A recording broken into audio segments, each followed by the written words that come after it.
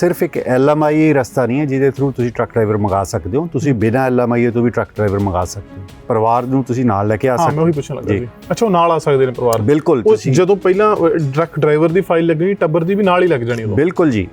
ਤੁਹਾਡੇ ਜਿਹੜੇ ਸਪਾਊਸ ਨੇ ਉਹ ਅਕੰਪਨੀ ਕਰਨਗੇ, ਉਹਨਾਂ ਨੂੰ ਓਪਨ ਵਰਕ ਪਰਮਿਟ ਦੇਊਗੀ ਸਰਕਾਰ। ਅੱਛਾ। ਇਸ ਤੋਂ ਇਲਾਵਾ ਜੇ ਬੱਚੇ ਤੁਹਾਡੇ ਨਾਲ ਆ ਰਹੇ ਨੇ ਔਰ ਡਿਪੈਂਡੈਂਟ ਨੇ, ਉਹਨਾਂ ਨੂੰ ਤੁਸੀਂ ਨਾਲ ਲੈ ਕੇ ਆ ਸਕਦੇ ਹੋ।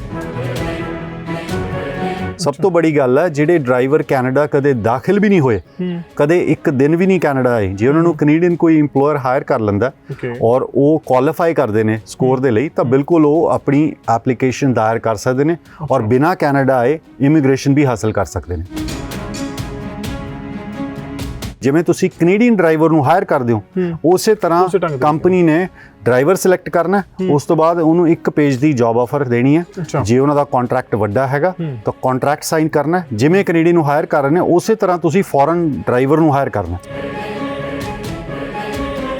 ਮਤਲਬ ਉਹ ਇੱਥੇ ਆ ਕੇ ਉਸ ਜੌਬ ਆਫਰ ਦੇ ਬੇਸ ਤੇ ਕੱਲ ਨੂੰ ਆਪਣਾ ਪੱਕਾ ਹੋ ਸਕਦਾ? ਬਿਲਕੁਲ ਪੱਕਾ ਹੋ ਸਕਦਾ। ਉਹਨਾਂ ਨੂੰ ਵਰਕ ਪਰਮਿਟ ਇਸ਼ੂ ਹੋਏਗਾ ਸਿਰਫ ਜੌਬ ਆਫਰ ਦੇ ਬੇਸ ਤੇ।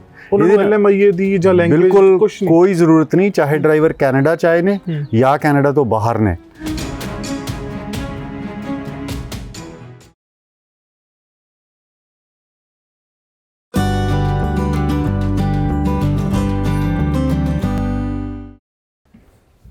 ਸਤਿ ਸ਼੍ਰੀ ਅਕਾਲ ਜੀ, ਬਹੁਤ ਸਵਾਗਤ ਤੁਹਾਡਾ ਸਾਰਿਆਂ ਦਾ ਪ੍ਰਾਈਮ ਏਸ਼ੀਆ ਟੀਵੀ ਦੇ ਉੱਤੇ। ਮੈਂ ਜੋਗਰਾਜ ਸਿੰਘ ਕਾਲੂ ਤੇ ਅੱਜ ਸਾਡੇ ਨਾਲ CWC ਇਮੀਗ੍ਰੇਸ਼ਨ ਤੋਂ ਅਮਨ ਖਹਿਰਾ ਨੇ। ਖਹਿਰਾ ਸਾਹਿਬ ਜੀ ਆਇਆਂ ਨੂੰ ਜੀ। ਥੈਂਕ ਯੂ ਭਾਈ ਜੀ।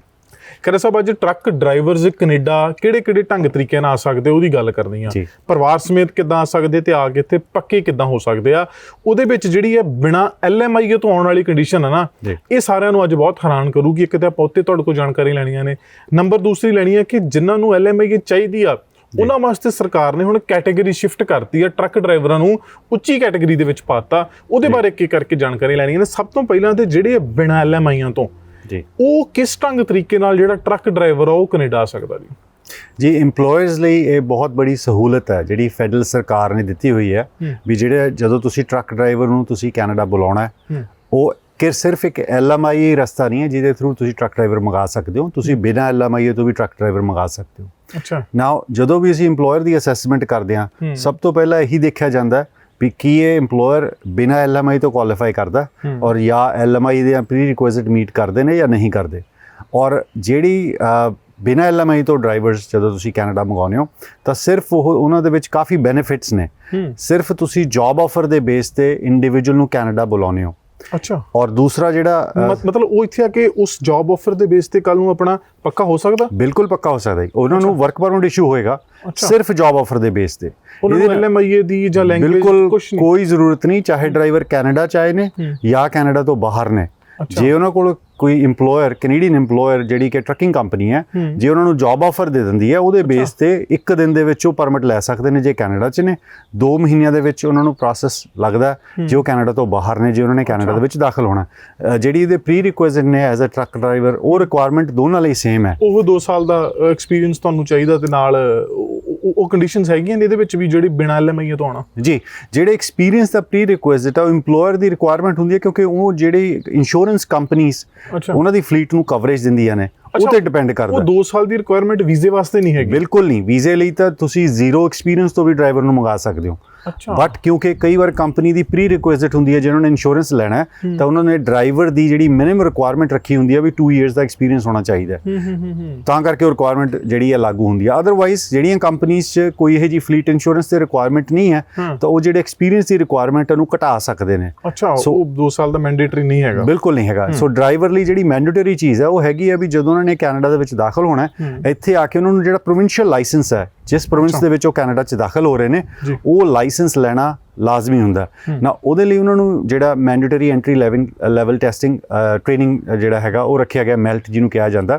ਸੋ ਜੇ ਉਹ ਮੈਲਟ ਪਾਸ ਕਰਦੇ ਨੇ ਤਾਂ ਬਿਲਕੁਲ ਉਹ ਤੋਂ ਬਾਅਦ ਉਹਨਾਂ ਨੇ ਜੇ ਉਹ BC 'ਚ ਆ ਰਹੇ ਨੇ ਕਲਾਸ 1 ਹੈ, ਜੇ ਉਹ ਓਨਟਾਰੀਓ 'ਚ ਆ ਰਹੇ ਨੇ AZ ਹੈ, ਡਿਪੈਂਡਿੰਗ ਅਪਨ ਉਹ ਕਿਹੜੀ ਪ੍ਰੋਵਿੰਸ 'ਚ ਆ ਰਹੇ ਨੇ, ਉਹਦਾ ਲਾਇਸੈਂਸ ਓਬਟੇਨ ਕਰਨ ਤੋਂ ਬਾਅਦ ਤੁਸੀਂ ਕੰਮ ਤੇ ਲੱਗ ਸਕਦੇ ਹੋ। ਔਰ ਇਹਦੇ ਨਾਲ ਸਭ ਤੋਂ ਬੜੀ ਸਹੂਲਤ ਜਿਹੜੀ ਪਰਿਵਾਰ ਨੂੰ ਤੁਸੀਂ ਨਾਲ ਲੈ ਕੇ ਆ ਸਕਦੇ ਹੋ। ਮੈਂ ਉਹੀ ਪੁੱਛਣ ਲੱਗਾ ਜੀ। ਅੱਛਾ, ਉਹ ਨਾਲ ਆ ਸਕਦੇ ਨੇ ਪਰਿਵਾਰ? ਬਿਲਕੁਲ। ਜਦੋਂ ਪਹਿਲਾਂ ਟਰੱਕ ਡਰਾਈਵਰ ਦੀ ਫਾਈਲ ਲੱਗਣੀ, ਬਰਾਬਰ ਦੀ ਵੀ ਨਾਲ ਹੀ ਲੱਗ ਜਾਣੀ ਉਦੋਂ? ਬਿਲਕੁਲ ਜੀ, ਤੁਹਾਡੇ ਜਿਹੜੇ ਸਪਾਊਸ ਨੇ ਉਹ ਅਕੰਪਨੀ ਕਰਨਗੇ, ਉਹਨਾਂ ਨੂੰ ਓਪਨ ਵਰਕ ਪਰਮਿਟ ਦੇਊਗੀ ਸਰਕਾਰ। ਅੱਛਾ। ਇਸ ਤੋਂ ਇਲਾਵਾ ਜੇ ਬੱਚੇ ਤੁਹਾਡੇ ਨਾਲ ਆ ਰਹੇ ਨੇ ਔਰ ਡਿਪੈਂਡੈਂਟ ਨੇ, ਉਹਨਾਂ ਨੂੰ ਤੁਸੀਂ ਨਾਲ ਲੈ ਕੇ ਆ ਸਕਦੇ ਹੋ। ਸੋ ਮਤਲਬ ਇਹ ਤੇ ਇੱਕ ਤਰੀਕੇ ਦਾ ਮਤਲਬ ਫੈਮਿਲੀ ਵੀਜ਼ਾ ਹੀ ਹੋ ਗਿਆ ਨਾ, ਪੂਰਾ ਟੱਬਰ ਹੀ ਆ ਜਾਣਾ ਉਹਦੇ ਵਿੱਚ। ਜੀ ਬਿਲਕੁਲ, ਜਿਹੜੇ ਪੁਰਾਣੇ ਸਮੇਂ ਸੀ ਉਹਦੇ 'ਚ ਟਰੱਕ ਡਰਾਈਵਰ ਨੂੰ ਇਹ ਸਹੂਲਤ ਨਹੀਂ ਸੀ, ਉਹ ਸਿਰਫ as a work permit holder ਹੀ ਕੈਨੇਡਾ 'ਚ ਦਾਖਲ ਹੁੰਦੇ ਸੀ, ਪਰਿਵਾਰ ਉਹਨਾਂ ਦਾ ਸੈਪਰੇਟ ਹੋ ਜਾਂਦਾ ਸੀ।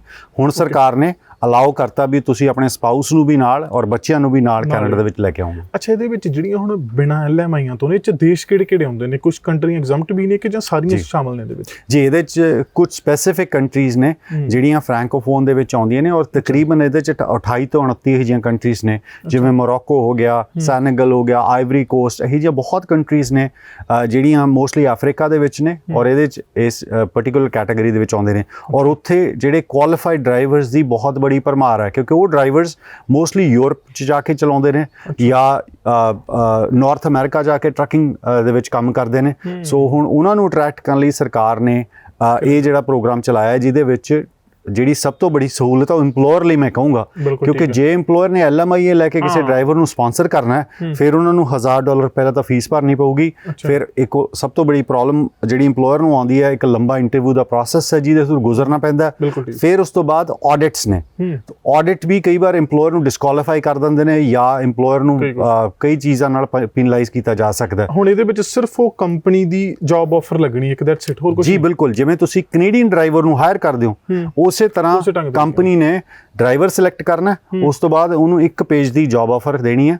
ਜੇ ਉਹਨਾਂ ਦਾ ਕੰਟਰੈਕਟ ਵੱਡਾ ਹੈਗਾ ਤਾਂ ਕੰਟਰੈਕਟ ਸਾਈਨ ਕਰਨਾ, ਜਿਵੇਂ ਕੈਨੇਡੀ ਨੂੰ ਹਾਇਰ ਕਰ ਰਹੇ ਨੇ ਉਸੇ ਤਰ੍ਹਾਂ ਤੁਸੀਂ ਫੋਰਨ ਡਰਾਈਵਰ ਨੂੰ ਹਾਇਰ ਕਰਨਾ। ਅੱਛਾ ਜੀ। ਅੱਛਾ, ਕੀ ਇਹਦੇ ਵਿੱਚ ਸਾਊਦੀ ਕੰਟਰੀਜ਼ ਵੀ ਕੋਈ ਆਉਂਦੀਆਂ ਨੇ ਹਾਲੇ ਤੱਕ? ਨਹੀਂ, ਸਾਊਦੀ ਨਹੀਂ ਆਉਂਦੀਆਂ। ਏਸ਼ੀਅਨ ਕੋਈ? ਨਹੀਂ, ਏਸ਼ੀਅਨ ਉਹਦੇ 'ਚ ਨਹੀਂ ਹੈਗੀਆਂ, ਸਾਊਦੀ ਉਹਦੇ 'ਚ ਨਹੀਂ ਹੈਗੀਆਂ, ਬਟ ਉਹਦੇ 'ਚ ਬਹੁਤ ਹੀ ਜਿਵੇਂ ਮੈਂ ਕਿਹਾ ਸੀ, ਸਾਡੇ ਆਫਿਸ 'ਚ ਕੰਟੈਕਟ ਕਰਕੇ ਇੱਕ ਲੰਬੀ ਲਿਸਟ ਹੈ। 30-40 ਕੰਟਰੀਜ਼ ਤਕਰੀਬਨ 28 ਤੋਂ 29 ਕੰਟਰੀਜ਼ ਨੇ ਜਿਹਦੇ ਵਿੱਚ ਤੁਸੀਂ ਆ ਸਕਦੇ ਹੋ। ਇਸ ਤੋਂ ਇਲਾਵਾ ਜਿਹੜੀ ਜੇ ਤੁਸੀਂ ਉਸ ਕੰਟਰੀ ਤੋਂ ਬਾਹਰ ਹੋ ਜਾਂ ਤੁਸੀਂ ਕਿਸੇ ਸਪੈਸੀਫਿਕ ਕੰਟਰੀ ਤੋਂ ਡਰਾਈਵਰ ਮੰਗਵਾਉਣਾ ਚਾਹੁੰਦੇ ਹੋ, ਕਿਉਂਕਿ ਕਈ ਜਿਹੜੀਆਂ ਕੰਪਨੀਆਂ ਕੈਨੇਡਾ 'ਚ ਨੇ ਉਹ ਕਹਿੰਦੇ ਨੇ ਵੀ ਸਾਨੂੰ ਤਾਂ ਦੁਬਈ ਦੇ ਡਰਾਈਵਰ ਚਾਹੀਦੇ ਨੇ, ਫਿਰ ਉਹਨਾਂ ਲਈ ਅਸੀਂ ਜਿਵੇਂ ਦੁਬਈ ਤੋਂ ਕਰਦੇ ਹਾਂ, ਪਰ ਉਹਨਾਂ ਨੂੰ ਫਿਰ LMIA ਲੈਣਾ ਪੈਂਦਾ। ਅੱਛਾ, ਦੁਬਈ ਵਾਲੇ ਡਰਾਈਵਰਾਂ ਦੀ ਡਿਮਾਂਡ ਕਿਉਂ ਜ਼ਿਆਦਾ? ਕਿਉਂਕਿ ਸੁਖਨਾ ਭਾਈਚਾਰਾ ਵੀ ਬਹੁਤ ਆਪਣਾ ਸਾਊਦੀ, ਉਹਨਾਂ ਦੀ ਡਿਮਾਂਡ ਜ਼ਿਆਦਾ ਹੋਣ ਦਾ ਕਾਰਨ ਵੀ ਪਤਾ ਵੀ ਪੱਕੇ ਪੈਰੀ ਕੰਮ ਕਰਦੇ ਆ। ਇੱਕ ਤਾਂ ਜਿਹੜੀਆਂ ਵਰਕਿੰਗ ਕੰਡੀਸ਼ਨਸ ਨੇ ਉਹ ਕੰਪੈਰੇਬਲ ਨੇ, ਜੇ ਉੱਥੇ ਵੈਦਰ ਉਹਨਾਂ ਗਰਮ ਹੈ ਜਿੰਨਾ ਇੱਥੇ ਠੰਡਾ। ਅੱਛਾ, ਸਭ ਤੋਂ ਬੜਾ ਤਾਂ ਇਹ ਹੈ। ਦੂਜਾ, ਮਿਹਨਤੀ ਬਹੁਤ ਨਹੀਂ ਔਰ ਉਹ ਲੰਬੇ ਡਰਾਈਵਿੰਗ ਐਕਸਪੀਰੀਅੰਸ ਰੱਖਦੇ ਨੇ, ਔਰ ਜਿਹੜੇ ਉੱਥੇ ਸੇਫਟੀ ਰੈਕਟਸ ਨੇ ਉਹ ਵੀ ਇੱਕ ਜਿਹੜੀ ਜਿਵੇਂ ਆਪਣੇ ਡਰਾਈਵਰ ਐਬਸਟਰੈਕਟ ਹੁੰਦਾ, ਜਿੱਥੋਂ ਰਿਫਲੈਕਸ਼ਨ ਹੁੰਦੀ ਹੈ ਵੀ ਇਹ ਡਰਾਈਵਰ ਸੇਫ ਡਰਾਈਵਰ ਹੈ, ਉਸੇ ਤਰ੍ਹਾਂ ਦੁਬਈ ਦੇ ਵੀ ਆਪਣੇ ਐਬਸਟਰੈਕਟਸ ਨੇ। ਜਦੋਂ ਡਰਾਈਵਰ ਕੋਈ ਹਾਇਰ ਕਰਦੀ ਹੈ ਕੰਪਨੀ ਔਰ ਫਿਰ ਉਹ ਰਿਕੋਗਨਾਈਜ਼ ਕੀਤੇ ਜਾਂਦੇ ਨੇ ਇੱਥੋਂ ਦੀ ਇੰਸ਼ੋਰੈਂਸ ਕੰਪਨੀਜ਼ ਵੱਲੋਂ। ਸੋ ਇਸ ਕਰਕੇ ਜਿਹੜੇ ਉਹਨਾਂ ਡਰਾਈਵਰਸ ਦੀ ਡਿਮਾਂਡ ਵਾਕਈ ਬਹੁਤ ਜ਼ਿਆਦਾ ਹੈ ਐਜ਼ ਕੰਪੇਅਰ ਟੂ ਜੇ ਕਿਸੇ ਨੂੰ ਇੰਡੀਆ ਤੋਂ ਸਪਾਂਸਰ ਕਰਨਾ। ਕਹਿ ਲਈਏ ਕਿ ਜਿਹੜੇ ਸਾਊਦੀ 'ਚ ਟਰੱਕ ਚਲਾ ਰਹੇ ਆ ਉਹਨਾਂ ਦਾ ਲੈਵਲ ਕੈਨੇਡਾ, ਅਮਰੀਕਾ, ਆਸਟ੍ਰੇਲੀਆ 'ਚ ਟਰੱਕ ਡਰਾਈਵਰਾਂ ਦੇ ਬਰਾਬਰ ਦਾ ਆ, ਤਾਂ ਹੀ ਉਹਨਾਂ ਨੂੰ ਈਜ਼ੀਲੀ ਇੱਥੇ ਤਰਜੀਹ ਦਿੰਦੇ ਨੇ, ਪਹਿਲ ਦਿੰਦੇ ਨੇ ਕਿ ਉਧਰੋਂ ਜਿਹੜੇ ਪਹਿਲ ਦੇ ਆਧਾਰ ਤੇ ਡਰਾਈਵਰ ਆ ਸਕਣ। ਅੱਛਾ, ਇੱਕ ਹੋਰ ਕੈਟੇਗਰੀ ਸ਼ਿਫਟ ਹੋਈ ਹੈ ਖੈਰਾ ਸਾਹਿਬ, ਉਹਦੇ ਬਾਰੇ ਦੱਸੋ, ਕਿਉਂਕਿ ਪਹਿਲਾਂ ਇਹ ਨੌਕ ਸੀ ਦੀ ਜੌਬ ਬਣ ਗਈ ਸੀ ਟਰੱਕ ਡਰਾਈਵਰ, ਤੇ ਬੜੀਆਂ ਐਸੀਆਂ ਚੀਜ਼ਾਂ ਸਨ ਵੀ ਜਿਹਦੀਆਂ ਅਪਲਾਈ ਨਹੀਂ ਸੀ ਕਰ ਸਕਦਾ ਟਰੱਕ ਡਰਾਈਵਰ, ਕੋਈ ਲਿਮਿਟੇਸ਼ਨ ਸੀਗੀਆਂ।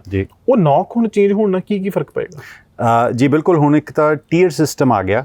ਟੀਅਰ ਸਿਸਟਮ ਦੇ ਵਿੱਚ ਇਹ ਜਿਹੜੀ ਜੌਬ ਹੈ ਹਾਈ ਸਕਿੱਲ ਆਕੂਪੇਸ਼ਨ ਬਣ ਗਈ।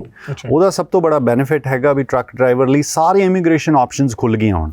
ਸਭ ਤੋਂ ਬੜੀ ਅਨਾਉਂਸਮੈਂਟ ਜਿਹੜੀ ਹੈ ਪਿਛਲੇ ਹਫਤੇ ਮਿਨਿਸਟਰ ਨੇ ਕੀਤੀ ਹੈ, ਜਿਹਦੇ 'ਚ ਉਹਨਾਂ ਨੇ ਜਿਹੜੀਆਂ 5 ਇਹੋ ਜਿਹੀਆਂ ਜਿਹੜੀਆਂ ਸਿਲੈਕਟਡ ਕੈਟਾਗਰੀਜ਼ ਕਰੀਆਂ ਸੀ ਜਿਨ੍ਹਾਂ ਨੂੰ ਟਾਰਗੇਟਡ ਡਰਾ ਦੇ ਵਿੱਚ ਪਿਕ ਕਰਨ ਦੀ ਗੱਲ ਕੀਤੀ ਸੀ।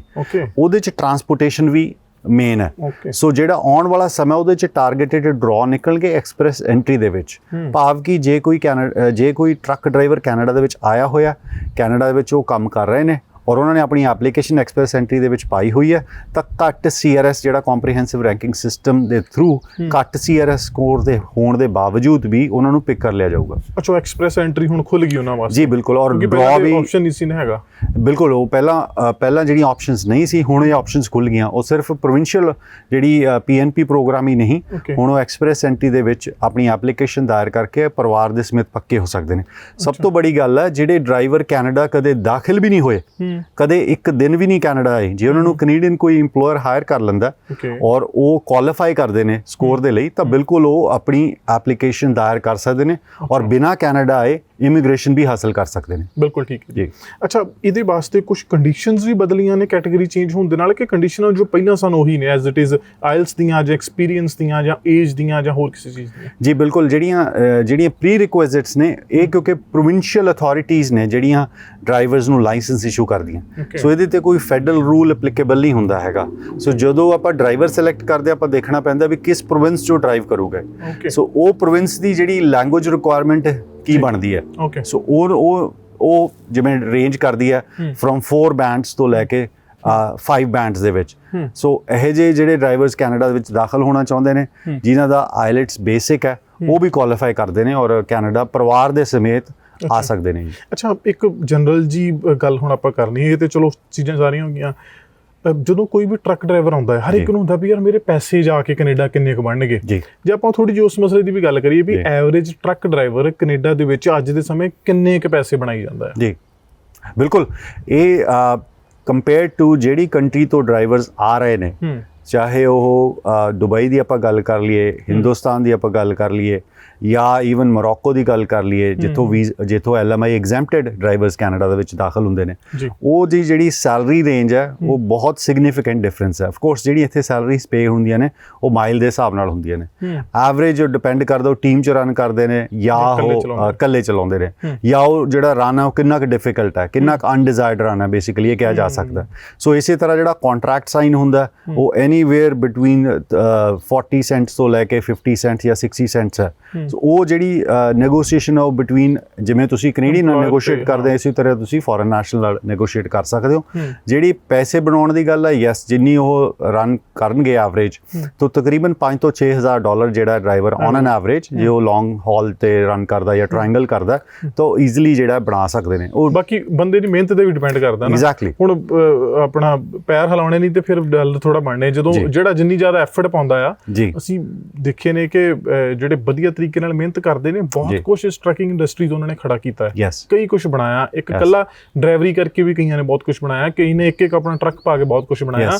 ਉਹ ਮਿਹਨਤ ਤੇ ਵੀ ਡਿਪੈਂਡ ਕਰਦਾ ਨਾ, ਕਈ ਵਾਰੀ ਸਾਰਿਆਂ ਵਾਸਤੇ ਆਪਾਂ ਇੱਕੋ ਰੱਸੇ ਨਹੀਂ ਸਾਰਿਆਂ ਨੂੰ ਬੰਨ੍ਹ ਸਕਦੇ। ਦੂਸਰਾ ਮੈਂ ਇਹ ਵੀ ਕਹਿਣਾ ਚਾਹੂੰਗਾ, ਕਈ ਇਹੋ ਜਿਹੀਆਂ ਡੈਂਸਲੀ ਪੋਪੂਲੇਟਡ ਏਰੀਆਜ਼ ਨੇ, ਜਿਵੇਂ ਬਰੈਂਪਟਨ ਹੋ ਗਿਆ, ਉੱਥੇ ਸ਼ਾਇਦ ਹੋ ਸਕਦਾ ਡਰਾਈਵਰਸ ਦੀ ਜਿਹੜੀ ਸ਼ਾਰਟੇਜ ਹੈ ਉਨੀ ਨਾ ਦਿਖਦੀ ਹੋਵੇ।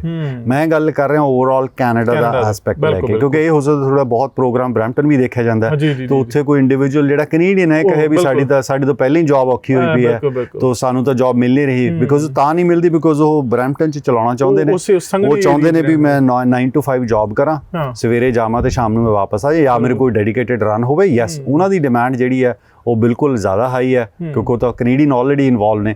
ਪਰ ਜਿਹੜੇ ਡਿਫਿਕਲਟ ਰਨਸ ਨੇ, ਜਿਹੜਾ ਆਮ ਵਿਅਕਤੀ ਕੈਨੇਡੀਅਨ ਨਹੀਂ ਕਰਨਾ ਚਾਹੁੰਦਾ, ਉੱਥੇ ਬਿਲਕੁਲ ਇਹ ਸ਼ਾਰਟੇਜ ਐਗਜ਼ਿਸਟ ਕਰਦੀ ਹੈ। ਇੰਡੀਆ ਦੇ ਹਿਸਾਬ ਨਾਲ ਸਾਰੇ ਬੰਦੇ ਕਹਿਣ ਵੀ ਅਸੀਂ ਚੰਡੀਗੜ੍ਹ ਹੀ ਰਹੀਏ ਜੀ। ਕਈ ਵਾਰੀ ਸਾਰਿਆਂ ਨੂੰ ਚੰਡੀਗੜ੍ਹ ਰਹਿ ਕੇ ਕੰਮ ਨਹੀਂ ਮਿਲਦਾ, ਕਿਸੇ ਨੂੰ ਅੰਮ੍ਰਿਤਸਰ ਵੀ ਜਾਣਾ ਪੈਣਾ, ਕਿਸੇ ਨੂੰ ਜਲੰਧਰ ਵੀ ਜਾਣਾ ਪੈਣਾ, ਕਿਸੇ ਨੂੰ ਅੰਬਾਲੇ ਵੀ ਜਾਣਾ ਪੈਣਾ। ਸੋ ਉਹ ਹਿਸਾਬ ਹੈ ਜਦੋਂ ਅਸੀਂ ਇੱਕੋ ਥਾਂ ਤੇ ਆ ਕੇ ਖੜਦੇ ਹਾਂ। ਹੁਣ ਇੱਥੇ ਤੁਸੀਂ ਵਿਨੀਪੈਗ ਜਾਓ, ਤੁਸੀਂ ਸੈਸਕਾਟੂਨ ਜਾਓ, ਤੁਸੀਂ ਅਲਬਰਟਾ ਦੇ ਕਿੰਨੇ ਸ਼ਹਿਰ ਨੇ, BC ਸਰੀ ਵੈਨਕੂਵਰ ਤੋਂ ਬਾਹਰ ਕਿੰਨੇ ਸ਼ਹਿਰ ਨੇ ਜਿੱਥੇ ਬਹੁਤ ਜ਼ਿਆਦਾ ਕੰਮ ਹੈ, Prince Edward Island, Nova Scotia, Newfoundland, Yukon. So ਉਹਨਾਂ ਟੈਰੀਟਰੀਜ਼ ਵੱਲ ਜਦੋਂ ਜਾ ਕੇ ਦੇਖੀ ਤਾਂ ਫਿਰ ਕੰਮ ਦੀ ਕਮੀ ਕੋਈ ਨਹੀਂ ਹੈਗੀ, ਉੱਥੇ ਬੰਦੇ ਨਹੀਂ ਲੱਭਦੇ ਕੰਮ ਕਰਨ ਨੂੰ। ਬਿਲਕੁਲ ਜੀ, ਦੇਖੋ ਜਿਹੜੇ ਬੇਬੀ ਬੂਮਰਸ ਹੈ ਉਹ ਵੱਧਦੇ ਜਾ ਰਹੇ ਨੇ। 65 ਜਿਵੇਂ ਅੱਜ ਦੀ ਵੀ ਜਿਹੜਾ ਸਟੈਟਿਸਟਿਕਸ ਕੈਨੇਡਾ ਦਾ ਡਾਟਾ ਕੱਢੋ ਤਾਂ 9 ਮਿਲੀਅਨ ਤਾਂ ਆਲਰੇਡੀ ਹੋ ਚੁੱਕੇ ਨੇ ਜਿਹੜੇ 65 ਸਾਲ ਤੋਂ ਉੱਪਰ ਹੋ ਗਏ, ਤੇ ਉਹ ਰਿਟਾਇਰਮੈਂਟ ਤੇ 2030 ਤੱਕ ਰਿਟਾਇਰ ਨੇ ਸਾਰੇ। ਐਗਜ਼ੈਕਟਲੀ 2030 ਤੱਕ ਉਹ ਰਿਟਾਇਰ ਹੋ ਜਾਣਗੇ। ਸੋ ਤੁਸੀਂ ਜੇ ਇਹ ਅਲਾਰਮਿੰਗ ਡਾਟਾ ਹੈ, ਸੋ ਜੇ 40 ਮਿਲੀਅਨ ਦੀ ਪੋਪੂਲੇਸ਼ਨ ਹੈ, ਜੇ 9 ਮਿਲੀਅਨ ਤੁਹਾਡੀ ਘਰੇ ਬੈਠ ਜਾਊਗੀ ਜਾਂ ਰਿਟਾਇਰ ਹੋ ਜਾਊਗੀ, ਸੋ ਇਟ ਮੀਨਸ ਉਹਨੂੰ ਤੁਸੀਂ ਰਿਪਲੈਨਿਸ਼ ਕਰਨ ਲਈ ਬਰਥ ਰੇਟ ਕੈਨੇਡਾ ਦਾ ਹੈ ਨਹੀਂ ਵੀ ਪੋਜ਼ਿਟਿਵ ਜਾ ਰਿਹਾ, ਸਿਰਫ ਐਂਡ ਸਿਰਫ ਉਹ ਹਾਈਲੀ ਡਿਪੈਂਡ ਕਰ ਰਿਹਾ ਜਿਹੜੀ ਇਮੀਗ੍ਰੇਸ਼ਨ ਹੈ, ਤਾਂ ਹੀ ਕਰਕੇ ਇਹ ਪਾਲਿਸੀਜ਼ ਦੇਖਣ ਨੂੰ ਮਿਲ ਰਹੀਆਂ ਨੇ। ਬਿਲਕੁਲ ਠੀਕ ਹੈ। ਇਹ ਜਿਹੜੀ ਇਹ ਗੱਲ ਹੈ ਨਾ 2030 ਤੱਕ ਜੋ ਚੇਂਜਿਸ ਆਉਣੀਆਂ ਨੇ, ਆਪਾਂ ਇੱਥੇ ਵੀ ਕਿਸੇ ਦਿਨ ਨਾ ਥੋੜ੍ਹਾ ਕੋ ਡਿਟੇਲ ਜਾਣਕਾਰੀ ਲੈਣੀ ਹੈ ਖਰਾ ਸਾਹਿਬ, ਕਿਉਂਕਿ ਲੋਕਾਂ ਨੇ ਪਲਾਨ ਵੀ ਨਾਲ ਕਰਨਾ। ਅੱਜ ਕਈ ਵਾਰੀ ਕੋਈ ਢੇਰੀ ਢਾਹ ਕੇ ਬੈਠਾ ਹੈ, ਪਰ ਫਿਊਚਰ ਬ੍ਰਾਈਟ ਹੋ ਸਕਦਾ, ਬਹੁਤ ਬ੍ਰਾਈਟ ਹੋਣਾ ਹੀ ਹੋਣਾ ਹੈ, ਸਾਨੂੰ ਪਤਾ। ਤੁਹਾਡਾ ਧੰਨਵਾਦ, ਸਮਾਜ ਲਈ ਸਮਾਪਤ। Thank you so much. ਸਤਿ ਸ਼੍ਰੀ ਅਕਾਲ ਜੀ। ਸੋ CWC ਇਮੀਗ੍ਰੇਸ਼ਨ ਤੋਂ ਅਮਨ ਖਹਿਰਾ ਸਨ। ਬਾਕੀ ਤੁਸੀਂ ਆਪਣੇ ਕੰਸਰਨਸ ਜਿਹੜੇ ਨੇ ਦਿੱਤੇ ਨੰਬਰਾਂ ਦੇ ਉੱਤੇ ਇਹਨਾਂ ਦੇ ਨਾਲ ਕਰ ਸਕਦੇ ਹੋ ਰਾਬਤਾ, ਜੇਕਰ ਤੁਸੀਂ ਟਰੱਕਿੰਗ ਦੇ ਤੌਰ ਦੇ ਉੱਤੇ ਕਿਸੇ ਵੀ ਕੰਟਰੀ ਤੋਂ ਕੈਨੇਡਾ ਦੇ ਵਿੱਚ ਆਉਣਾ ਚਾਹੁੰਦੇ ਹੋ। ਮੈਨੂੰ ਜੋਗਰਾਜ ਸਿੰਘ ਕਾਲੂ ਨੂੰ ਦਿਓ ਆਗਿਆ। ਤੁਸੀਂ ਦੇਖਦੇ ਰਹੋ ਪ੍ਰਾਈਮ ਏਸ਼ੀਆ TV, ਤੁਹਾਡਾ ਆਪਣਾ, ਤੁਹਾਡੇ ਲਈ। ਸਤਿ ਸ਼੍ਰੀ ਅਕਾਲ।